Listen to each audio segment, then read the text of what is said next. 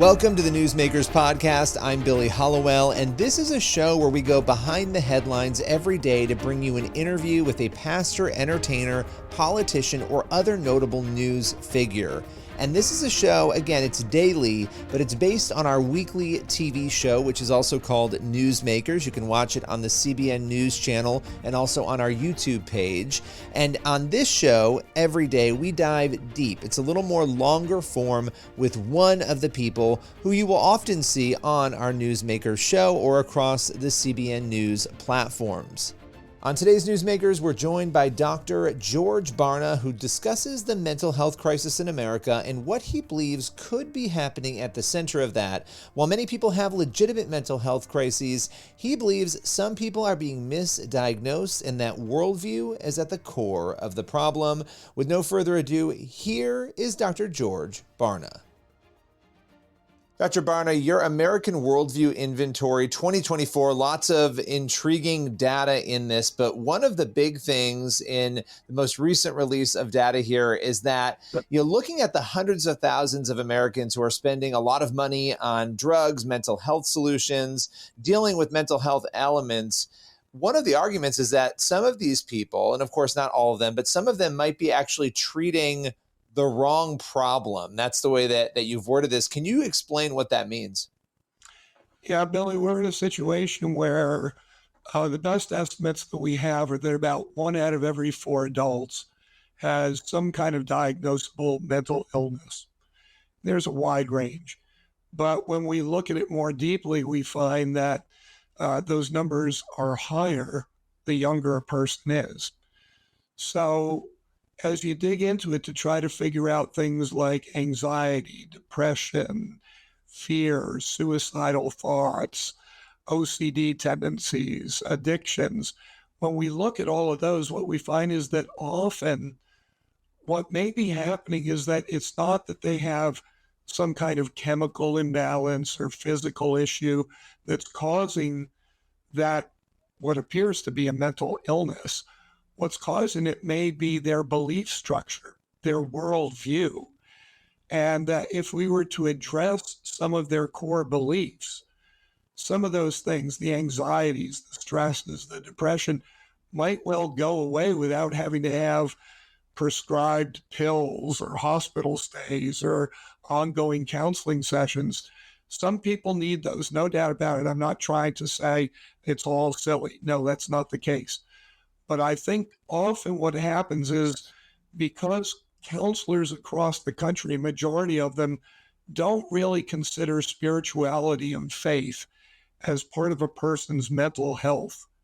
What they do is they just go to what they know, which is, you know what, we can't figure it out, so let's prescribe pills, or let's just keep talking about it, or let's send you to a hospital, whatever it may be. And a lot of times that's really not the best solution. It's interesting because when you look at American culture, and you know this better than anyone, the removal of faith values, faith practices, people will have the debate all day long about authentic Christianity versus cultural. But the reality is, from schools down the line, prayer and religious practices have been sort of stripped out. There's been an attempt to remove them over the past few decades. And yet you look at this data and this information that seems to be indicating, and I want you to correct me if I'm wrong on any of this, but that the more we pull away from faith, the more, especially the younger generations, are struggling to make sense of the world around them. I'd love for you to just reflect on that a little bit, but it seems like there's at least a correlation there. There it is. And it's actually a pretty strong one, surprisingly strong. And it's, if you correlate these two things, let's correlate whether or not a person has some kind of mental illness, like specifically depression, anxiety, fear, suicidal thoughts on a regular basis, not just every once in a while, but if not every day, multiple times per week. And then let's relate that to the person's worldview. And then let's also bring in the person's age. Now, when you do that, what you find is that people in Gen Z, those who are in their teens and very early 20s, you find that overall 56% of them say, yes, I consistently wrestle with those kind of mental health issues, only 1% of them have a biblical worldview. Wow. Now let's look at the next older generation. Let's look at, millennials. And what you find there is that these are people, of course, in their mid 20s to late 30s, early 40s. And 49% of them, less than Gen Z, but still almost half of that generation, says they consistently wrestle with anxiety, depression, fear, etc. Only 2% of them have a biblical worldview. Go to the next generation, Gen X, baby busters, if you will. We find that 39% of them, the lowest proportion yet of the generations we've looked at, 39% say they regularly have these issues. And there we find 4% have a biblical worldview. Not huge, but much more likely than you would find in the prior two generations. And of course, that significant decrease in the incidence of those mental illnesses. Then let's go to baby boomers, the oldest of these generations, people in their mid 50s to late 70s. What do you find there? You find that only 14% of them are wrestling with those issues. When we look at worldview, 8% have a biblical worldview. So you've got the lowest proportion wrestling with mental illness. You've got the highest proportion with a biblical worldview.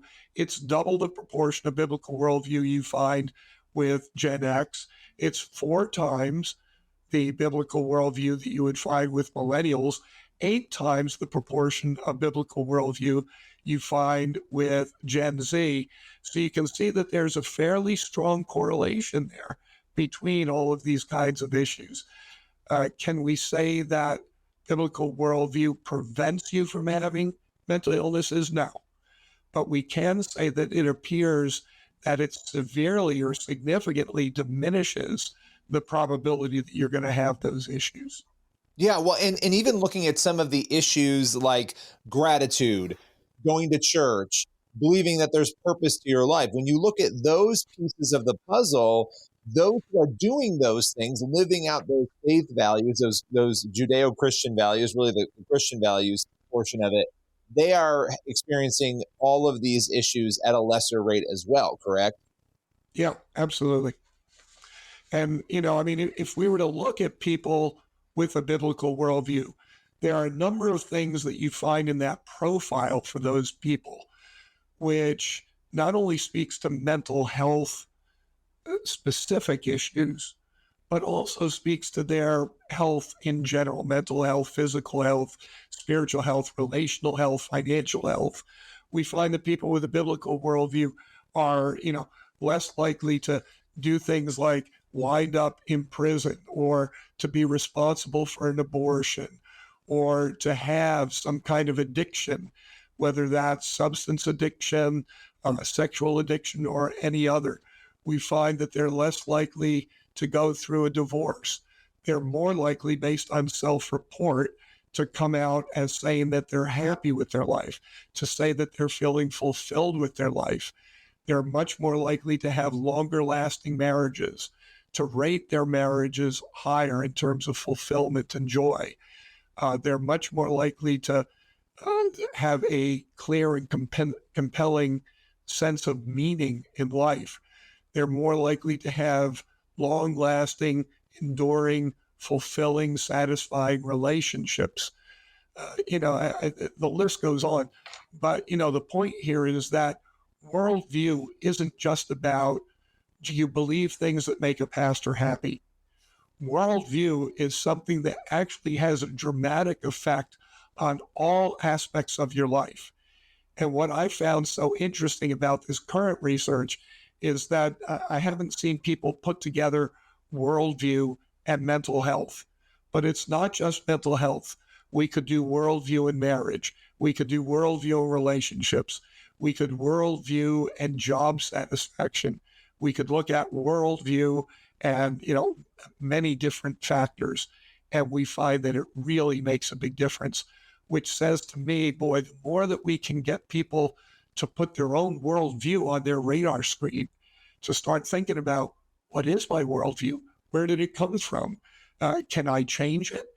What parts of it should I change? How do I change it? All those kinds of issues. I think those are great discussions for us to bring to the table. We have to go in just a minute here, but I have to ask you, and I always love talking to you because I could talk to you for hours about this. I find it fascinating. But what is your advice in light of this latest research for Christians and for the church? How should they take this research and move forward in a productive way to help do what you were just describing? Yeah, great question. I think one of the great things we can do is that Christianity, in large part, is about relationships. And here's an opportunity for us to, when we find somebody who's wrestling with these kind of mental health issues, stress, anxiety, depression, OCD, addictions, whatever it may be, fear. One of the things that came out of the research was a lot of these people wrestle with what's going to happen to me after I die. These are great things for us as followers of Christ and people with a biblical worldview to come alongside the people with these kind of issues and just start asking them questions about what they believe and be able to relate it back to their mental health challenges. And so whether they believe in God, whether they believe that they're going to live forever in heaven with Jesus because they've confessed their sins and invited him to be their savior, whether or not they believe there is a biblical purpose to their life, whether or not they believe truth exists. These are the kinds of things that get us on that pathway to solving what we think are mental health issues, which are actually spiritual issues. Absolutely. And, at a time when culture is sort of devolving in these strange ways, it's the definition of insanity to keep doing the same thing that we know isn't working. And so appreciate you and this research. And as always, joining us today. Thanks for your time. Thank you, Billy. That's all for today's Newsmakers podcast. Be sure to tune in for the next episode of the show, and also head over to the CBN News YouTube channel and the CBN News channel to watch Newsmakers every week. We'll see you soon.